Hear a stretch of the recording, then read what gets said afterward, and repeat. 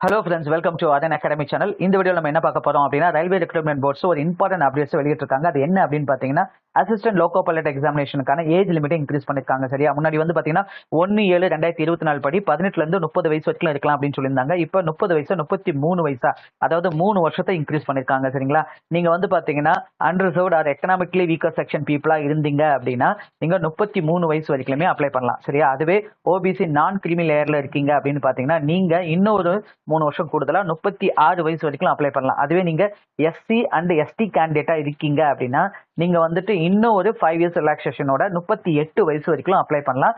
அது எல்லாமே in between இந்த டேட்டுக்குள்ள இருக்கணுங்க. சரியா, அதாவது எந்த டேட்குள்ளனா அப்படின்னா 1/7/2006 இருந்து அவங்க சொல்லியிருக்கிற அந்த டேட்குள்ள இருக்கணுங்க. சரிங்களா, இது போல ஆர்ஆர்பியை பத்தி இம்பார்ட்டன்ட் அப்டேட்ஸ் எல்லாம் உங்களுக்கு உடனே நோட்டிபிகேஷனா வரணும்னா மறக்காம நம்மளுடைய அருண் அகாடமி சேனலை சப்ஸ்கிரைப் பண்ணுங்க. கூடவே பெல் சிம்லையும் பிரஸ் பண்ணி வச்சுக்கோங்க. ஓகேங்களா, தேங்க்யூ, ஆல் தி பெஸ்ட்டுங்க.